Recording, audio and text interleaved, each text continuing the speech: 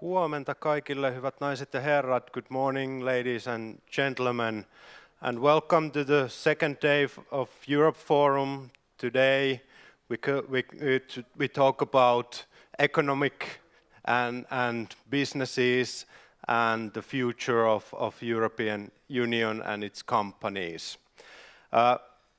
Aloittelen suomen kielellä. I will start with Finnish first and then we change in English. Today the basic language is English in our presentations, in our talks, but of course a few words also in Finnish is appropriate. Minun nimeni on Niko Kyynäräinen, toimin elinvoimajohtajana Turun kaupungissa, myös Turku Science Park Oyn hallituksen puheenjohtajana. Toimin tänään moderaattorina tähän päivään, joka on valtavan mielenkiintoinen ja täynnä loistavia keynote-puheenvuoroja, on paneelikeskustelua, joka syventää meidän käsitystä siitä, mihin ollaan tulevaisuudessa menossa. Toivottavasti hyödynnätte edelleen meidän chattia, meidän keskustelufoorumia. Meidän järjestäjien suuri tavoite ja suuri tarkoitus on se näiden päivien aikana, että me kaikki osallistumme keskusteluun Euroopan tulevaisuudesta ja muokkaamme yhdessä omilla ajatuksillamme sitä, mitä tulisi tavoitella. Turun seutu, jos jokin, on tietysti alue, joka elää kansainvälisyydestä, elää yhteistyöstä Euroopan sisällä, elää viennistä yli Euroopan rajojen, elää näiden sisämarkkinoiden toimivuudesta, ihmisten liikkuvuudesta. Koskee se sitten meidän yliopistoja, yrityksiä kuin kaupunkiakin. Kaupunkina meillä on tietysti ehkä sanotaan ykköstavoite olla myös globaali edelläkävijä, mitä tulee hiilineutraaliustavoitteisiin ja niiden toteuttamiseen. Tämä vuorovaikutus, jossa kaupunki ja kaupunkialueet pyrkivät saavuttamaan kestävän kehityksen pohjautuvaa toimintaa ja sitä kautta tietysti hiilineutraaliutta, tapahtuu itse asiassa vain ja ainoastaan, mikäli me pystymme yhdessä toimimaan yritysten erinäköisten innovaattoreiden kanssa. Me ollaan Turussa jo toteutettu hyvin paljon asioita, toimenpiteitä, liittyy se sitten meidän kaukolämpöön, vedenpuhdistukseen, liikkumiseen, niin edespäin. Ja niitä on tehty yhteistyössä yritysten kanssa, taustalla tietysti myöskin globaali regulaatio siitä, miten toimintaa tulisi kaupungeissa järjestää. Mutta tähän kumppanuuteen, tähän yhteistyöhön me kutsumme vielä vaan lisää toimijoita. Me emme ole missään nimessä valmiita. Sen jälkeen, kun ollaan 29 mennessä toteutettu hiilineutraalius, niin sitten aletaan tietysti menemään vielä vaan eteenpäin ja olemaan vielä vaan puhtaampia ja tarjoamaan muullekin maailmalle oppeja ja näkymää siitä, miten alueita kannattaa kehittää. Pandemian aikana olemme totta kai joutuneet kaikki joustamaan ja miettimään, miten tulevaisuus rakentuu ja miten kaupunkialueet, sen yritykset pärjäävät tässä globaalissa kilpailussa jatkossa, mitkä on niitä tekijöitä, joihin tulee panostaa. Meidän alueella on aina ollut vahva yhteistyö yliopistojen, yritysten ja kaupungin välillä. Me uskomme edelleen keskellä pandemian jälkeenkin meidän vahvoihin klustereihin, meidän vahvoihin kärkialoihin. Lisäksi me painamme todella paljon päälle sen eteen, että kaupunkialueemme saavutettavuus on uudella tolalla. Ja tämä on varmasti yksi sellainen keskeinen tekijä, josta tänäänkin puhumme, että kun me toteutetaan paketteja ja rahoja, niin on hyvin keskeistä tarkastella, että mitkä niistä on todellisia tulevaisuusinvestointeja, mihin tulee satsata, jotta me pärjäämme tulevassa kilpailussa. Sen takia tunnin juna, eli nopea yhteys, raideyhteys Turun ja Helsingin välillä on koko Suomen kannalta aivan keskeisiä hankkeita. Jos me verrataan vaikka Italiaan, jossa merkittävä osa elvytysrahoista käytetään tällä hetkellä raideliikenteen kehitykseen, niin meidän täytyy myös tässä kisassa olla mukana. So, ladies and gentlemen, today we talk about the future, the development of Europe, how would I say, totally in several words. We talk about, for example, the industry development, what is the future of Euro, how we manage to look in the future when we do these recovery plans all around the Europe. As I was talking in Finnish, I point out that for example, Italy is putting a lot of money, a lot of the recovery plans, for example, to the railroad investments in the country. And in my opinion, we should do the same here in Finland. For example, the 1-hour train from Helsinki to Turku or from Turku to Helsinki, which way one chooses, is one of the key projects in Finland in coming years. And it should be done in the 2020s. Turku region is one of the kind of a most internationalized regions in Finland. Our amount of Finnish export was before the COVID crisis over 13%, approximately 14%. So that, for example, is a key element why we should be linked all around Europe. Of course, innovations, investments, how we push our industry is the key element, how we success in competition against China or United States or other developing areas. What is going to be the kind of a Green Deal? How much of our investments are those which are the future potential businesses in all around the world? In this sense, I am very proud of what we are doing now in Turku region. We have our Green Industry Park, for example, where we try to push the new businesses coming from the circular economy, for example, and being the kind of a success stories in the whole world. Of course, our maritime industry, the same thing. The new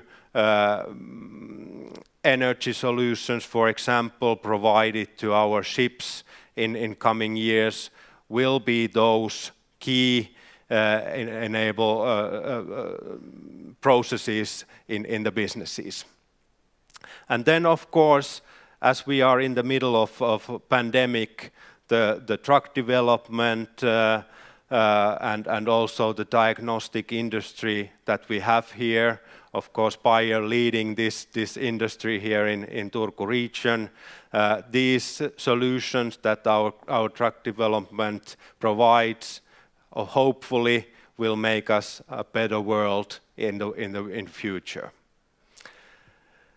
So, in these words, I'd like to open this day. Hopefully, we will link with each other, discuss, hear good presentations, good panel discussion, and hopefully this will be a successful day. We will start with a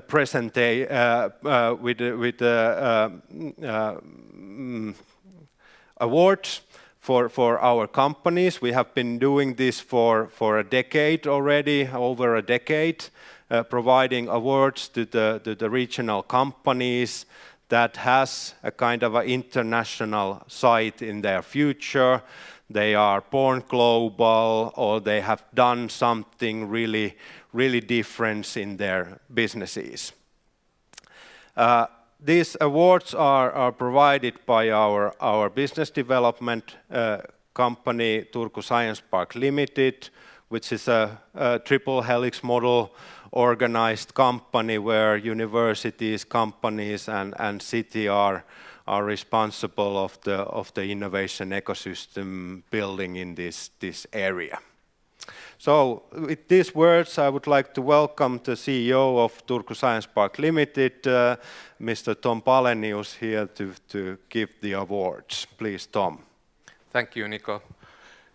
It's truly a pleasure and honor to be here, be able to present the European Forum, the Entrepreneurial Spirit of Turku Business Awards. And actually, Nico, it's the 18th time when we present these awards.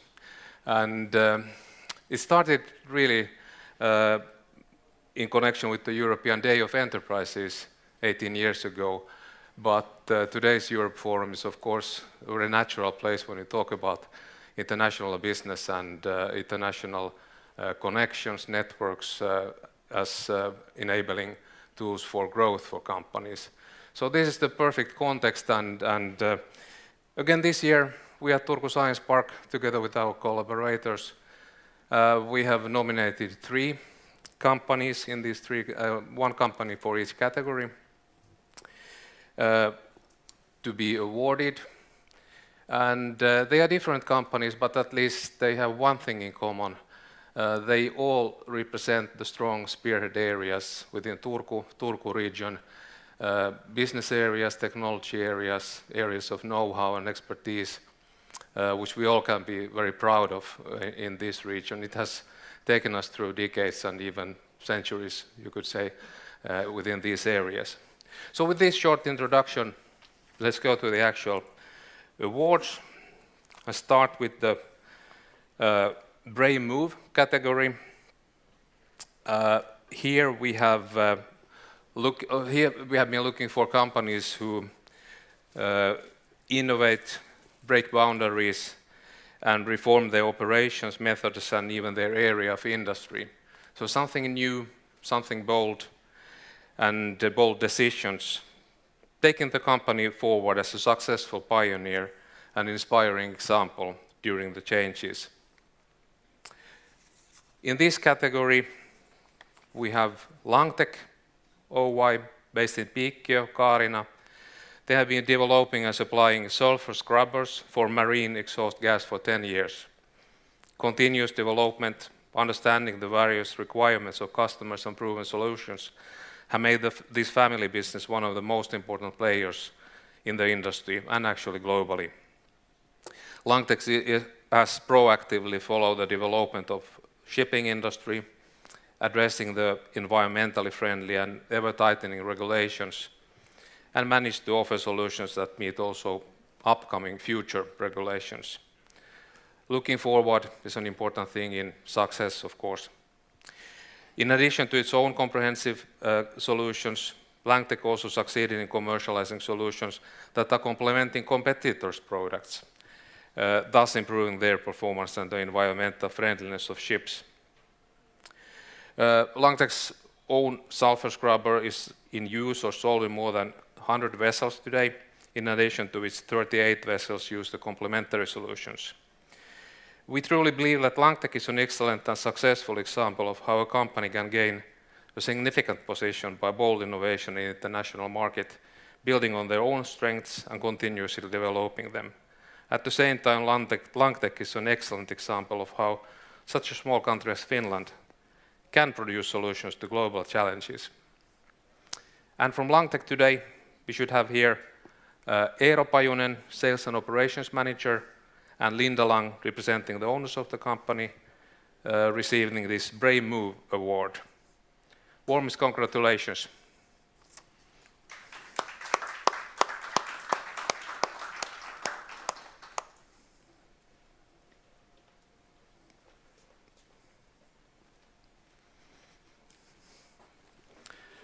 Niin, onneksi olkoon. Kuka on tuossa? If you want to say some few words, we have time for that, please. Okay, thank you and good morning, of course. We are very honored and grateful to be here and gain this award. And yeah, thank you. Kiitos.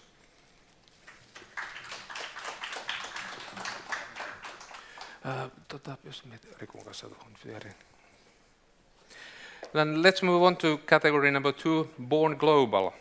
The criteria here are that we look for companies to recognize who have their business relying on internationality, actually international connections and context.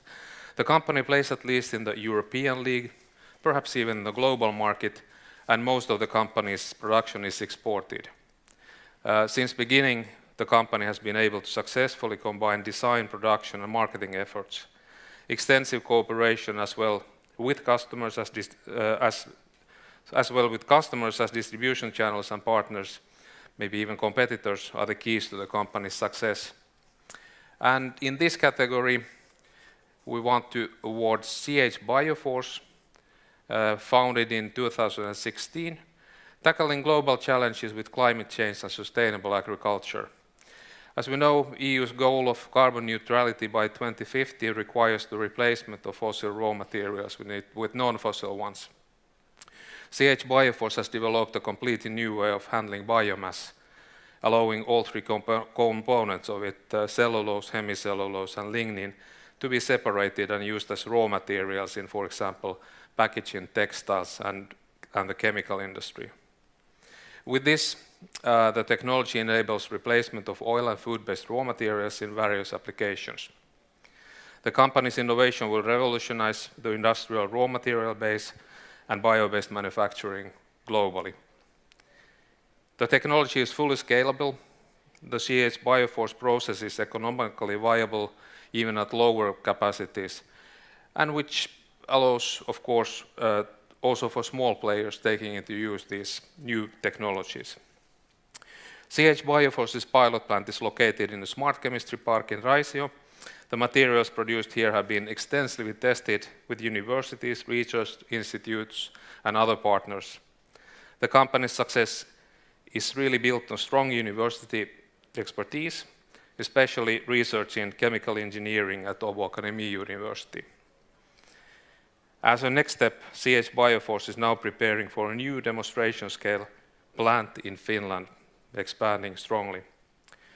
We wish all the best for this effort and congratulate CH Bioforce for its success with today's recognition. This Born Global Award will be picked up by Petri Tolonen, President and CEO, and Sebastian von Schulz, Chief Business Officer and founding partner. Congratulations to CH Bioforce.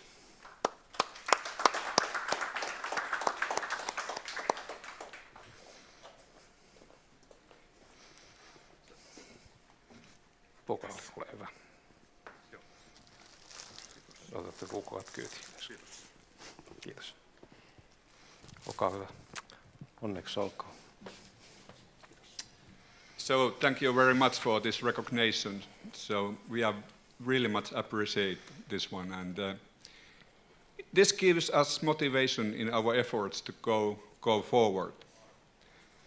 As mentioned, that we are just planning an investment to scale up from the pilot scale to the industrial scale.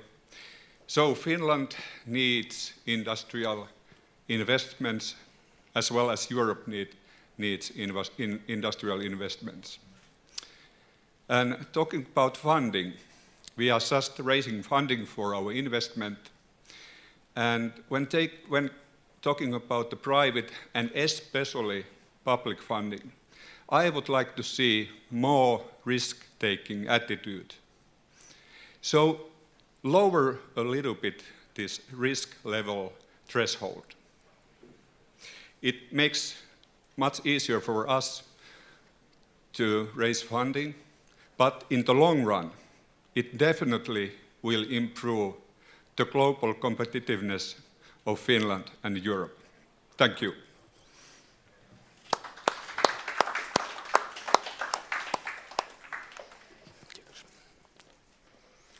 Thank you. Very wise words, which is easy to join.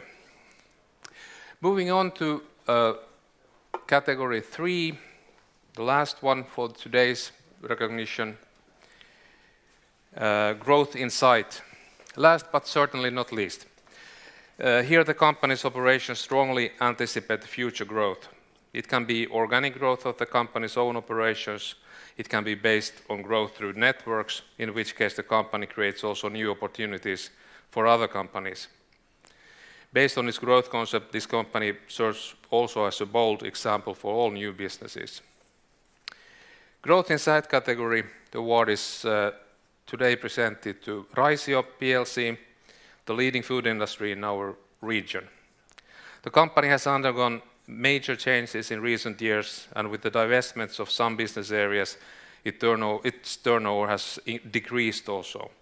However, at the same time, its profile has become clearer and leaning more towards healthy foods.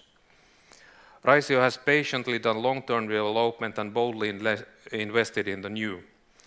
The well-known Benecol brand, based on the cholesterol-lowering effect of plant stanols, will now be joined by a facelifted Elovena brand, where oat-based food products will become a second pillar in Raisio's international business. This summer, a production plant focusing on snacks and oat drinks was completed in Raisio. This 45 million euro investment is the company's largest investment in organic growth in decades, and at the same time one of the largest in Finland and Finnish food industry. With these new products, new markets and market areas will open up for the company. As a result, Raisio foresees a strong growth based on responsibly produced plant-based food. And today, on behalf of Raisio plc, the Growth Insight Award will be picked up by Director Mikko Lindqvist, who is currently responsible for the Benecol business in the management team. Warmest congratulations.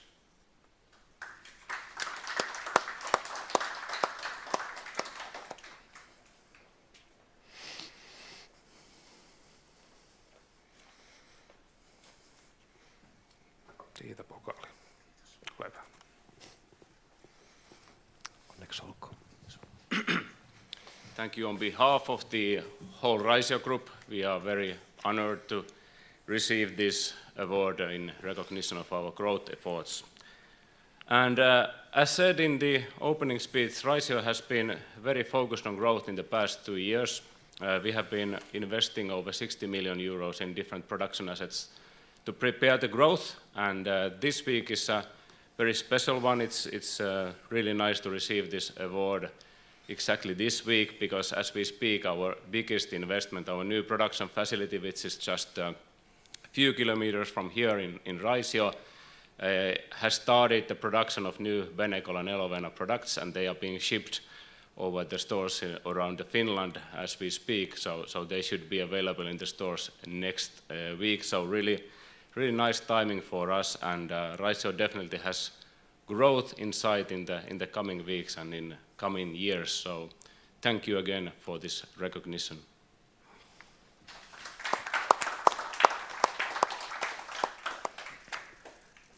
So this finalizes our award ceremony. 3 very different companies, but very bold, great companies looking forward strongly. Once again, congratulations of all 3 companies mentioned here today, and for the audience, I wish you a very pleasant day during the day with these teams, which Nico mentioned already. Enjoy your day and enjoy your stay in Turku. Thank you. Thank you. Thank you, Tom. I think few questions actually, Tom, for you also. So we have a few minutes time. So of course, warm applause to our awarded companies. But how do you see in general what is happening in our region with the companies?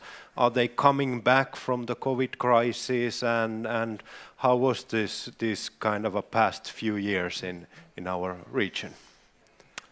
Past 1.5 years has been extremely interesting, to put it in a very positive terms. Honestly, I have to say that, of course, many companies have suffered a lot from the corona situation, But honestly, I have to say that maybe the effect has not been that bad as we were expecting at worst. Companies have been moving on with very bold moves also. We have had funding available for those changes to adapt to the new situation, develop new products, new ways of operation. So in that sense, we were actually making a small survey just last week among the companies and the actors here, and it was actually very positive feelings that companies are looking forward to a new growth, and they have the capabilities to do that also, because they are in good shape, most of them. And at the same time, again, I have to say that I know that many companies have suffered strongly, but those who have been able to survive the deepest crisis, they are looking strongly, in a positive way forward. Yeah. How does it seem? Are still the European markets the biggest market for our companies, or are they looking more abroad? That depends on the business area.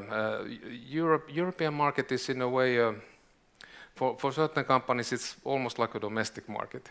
So it's the home ground and the playground where it's actually quite easy to expand.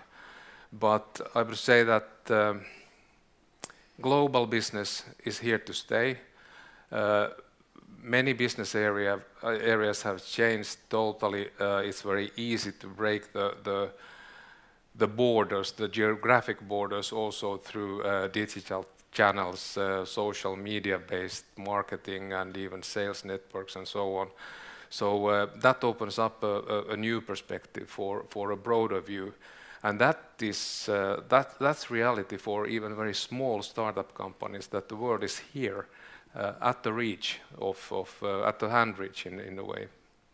So yes and no. Yeah, that's true, and that's, I think, one element what we are going to talk about today also. So what is happening in the internal markets?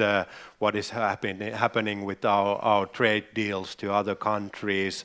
How they affect to our companies here in this area in Finland wholly. Thanks, Tom, and hopefully looking forward to the day. Yes, thank you. Thanks.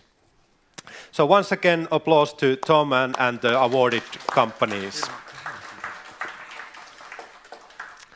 Why not? So as was pointed out from the awards, we are very international region here. We have our Meyer. We are making our Mercedes cars in Uusikaupunki, so darum sprechen alle Deutsch here in Turku region, so that's why everybody speaks German here in the region. But there is a whole lot of other companies also providing new deals all around Europe and the world.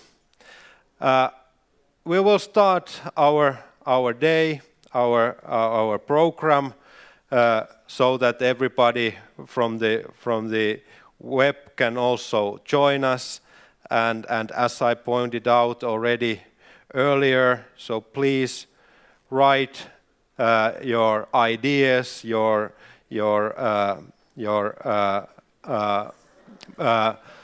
sayings in our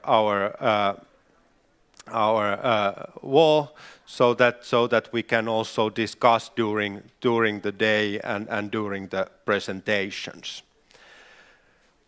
We will start with the greetings from ministers for European affairs. So they are pointing out what will be the visions for the future of the European Union, and it will be ended with the talk with the Finnish Minister of European Affairs. And these are going to be video greetings for us but the Finnish Minister of European Affairs, Ms. Tytti Tuppurainen, she will be then linked to us, so that will be then other ways provided. So, ladies and gentlemen, we will start with France, and Mr. Clement Beaune, Minister of State for European Affairs, Ministry for Europe and Foreign Affairs. Please, Mr. Beaune.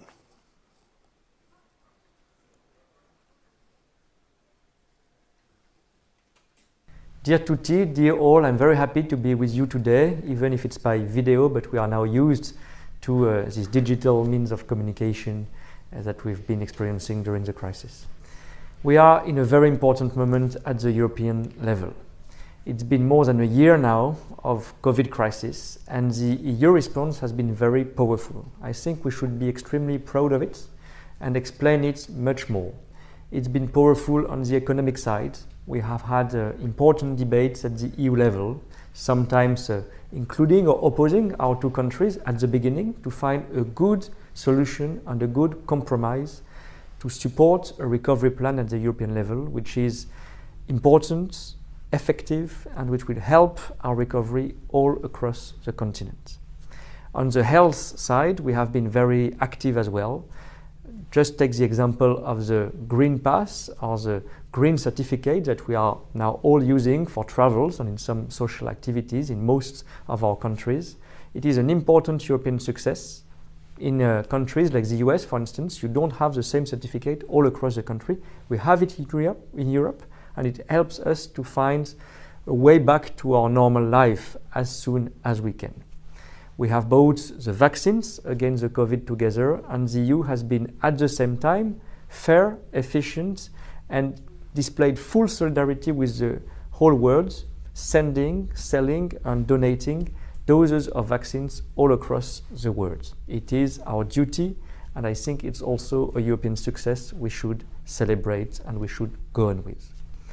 We now have huge challenges beyond the crisis to face together in the coming months. Climate, obviously, is one of them. The international situation being very difficult again, as we have terribly seen with the situation in Afghanistan recently.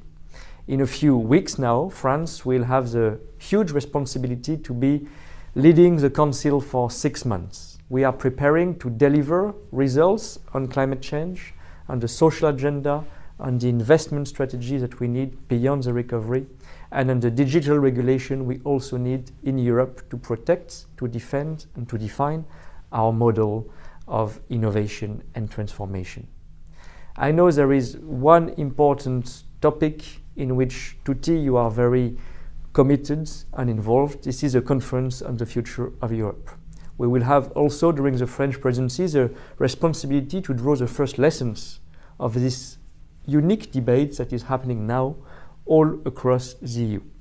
I know in Finland you're organizing a lot of events to stir up a debate in all generations, all places, to find out the big ideas, dreams, challenges we need to face together and to move forward together in the coming months. In France, we will also organize in each region in the very coming weeks debates involving all citizens as much as we can. And at the beginning of next year, we will have to set up the important reforms, priorities in our policy making that are needed at the EU level to be more efficient, to be up to the challenges I mentioned like climate change, and also to be true to our values, because there is one fight that France and Finland are really fighting together, especially these last months.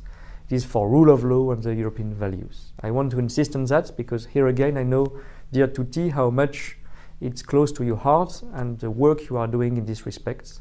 We will have to be very firm on the defense of our values. We will have to develop and strengthen our tools to make sure these values are respected all over the EU. It is not a technical issue.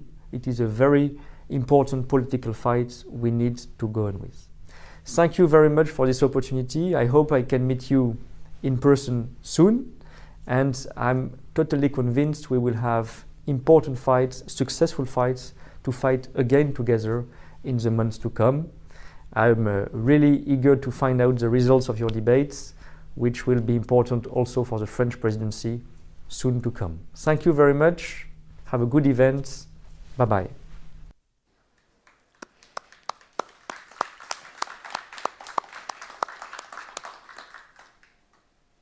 Thank you. We of course hope all the best for the France presidency, and as pointed out, there will be a big, or even huge questions on the table, and hopefully also we will then talk and debate with each other in these big questions.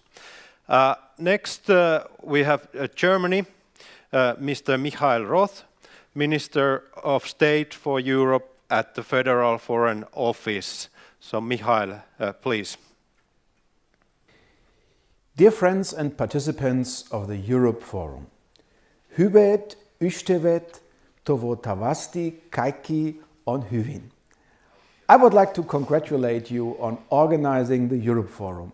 It's an excellent occasion to enable a vibrant discussion on the future of Europe and Finland's role in shaping it. I'm delighted to share my thoughts with you and to provide some incentives for today's sessions on our lessons learned from the COVID-19 pandemic and the challenges that lie ahead for the European Union. Before I do so, let me spare a few words on the terrible developments unfolding in Afghanistan, for which I'm afraid Germany, the European Union, and the political West carry their share of responsibility. I'm recording this message to you on the 18th of August, and our priority in the short term lies on evacuating as many people as possible, our nationals, but also people who helped us in the past 20 years and are particularly at risk now. But in the longer term, a comprehensive political settlement for Afghanistan will only be achieved through negotiations based on inclusive and democratic values. Here, as in so many other crises, a unified, values-based and strong voice of the European Union will be necessary. The pandemic has shed light on the EU's dependencies and vulnerabilities. It taught us the need to better anticipate crises as a community and to become more resilient. It underlined that we must determine key areas where we have critical dependencies and find ways to reduce them. In other words, it reinforced the call for more European sovereignty. With a view to the rising geopolitical competition, strengthening European sovereignty has already been on our radar before the pandemic. But the COVID-19 pandemic has accelerated this trend. And when I use the term of European sovereignty, some call it strategic autonomy, others resilience. I want to be understood as the EU's capacity to act and to act jointly on foreign and security policy matters as much as on promoting a rules-based international order or effectively shaping digital, climate, trade and health policy at regional and global level.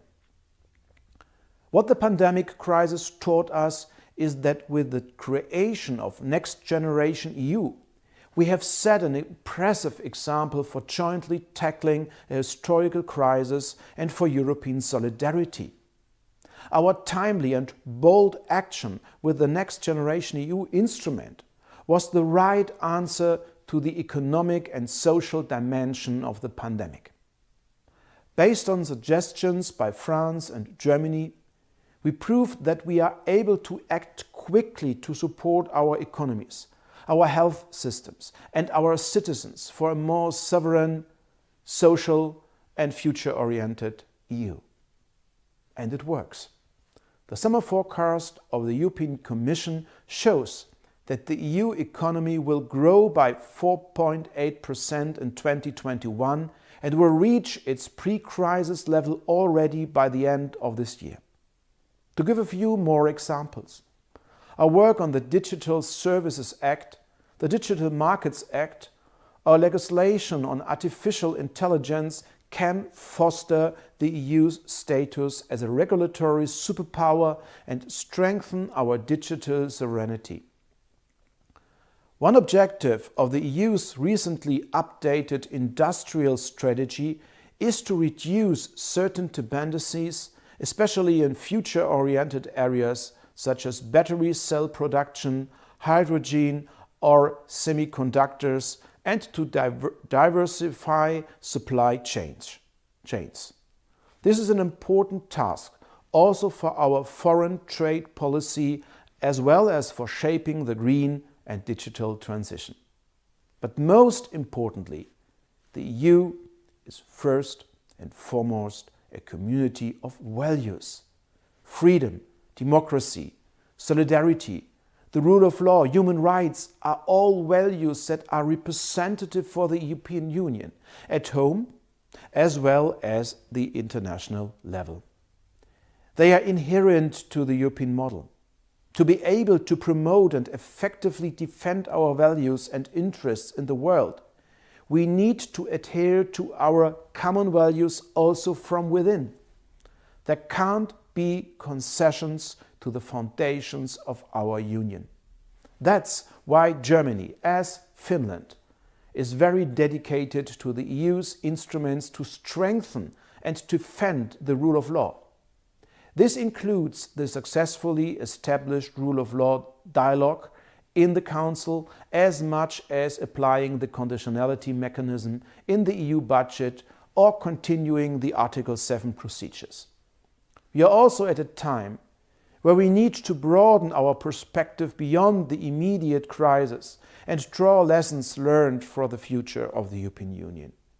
We need to come together as Europeans and discuss possible future scenarios and answers to our challenges. So exactly what you are doing during this conference.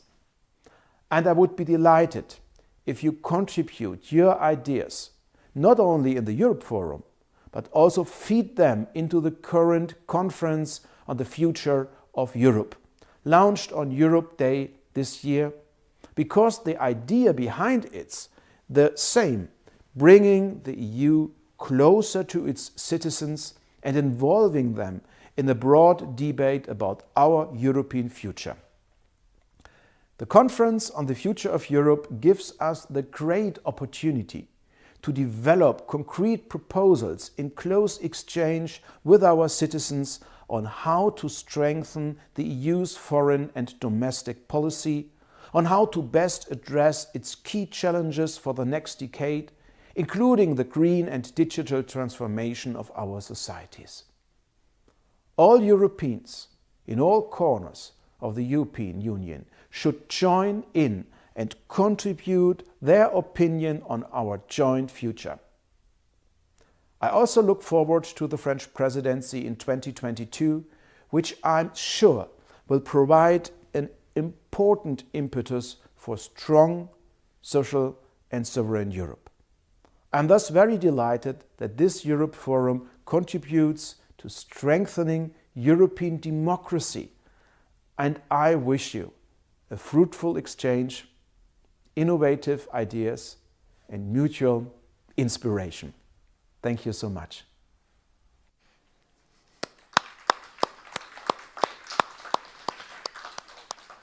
Thank you. Very strong talk about the present and the future and the common values of European Union and the European citizens. I think these will be also topics today, talking about the common values, also critically talking about what is going to be our common future.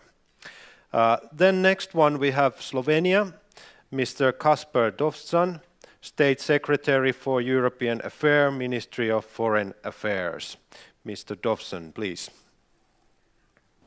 Dear colleagues, or maybe I should rather say hey to all the Finnish colleagues who are joining us online today. As it is already the second day of the forum, I am sure that you have already had the chance to cover many interesting EU topics and to unveil some thought-provoking challenges, innovative ideas and concrete solutions. As presidency, our task is to be as productive as possible, taking solid, determined action during a highly uncertain period. I believe we have a lot of hard work ahead of us. COVID is unfortunately here to stay. As the spread of the Delta variant across the continent shows, we will only be able to live with the virus in the coming month if we manage to control it effectively. In this context, the Slovenian presidency would like to start building on the lessons learned from the pandemic, turning emergency action into long-term resilience of the EU to the pandemics, but also to other types of crises. There are many horizontal challenges that pertain to any type of crisis, as for example, cyber or natural disasters. Controlling COVID is also a precondition for other plans of our presidency. We want to help with the Europe's recovery, which must cover all sectors of the economy and parts of society. This means adopting the national recovery plans as quickly as possible to pave the way for the digital and green transition. The events this summer in Belgium, Germany and across the Mediterranean reiterated the importance of fighting the climate change. We will direct all our efforts to the negotiations on the climate and energy package Fit for 55.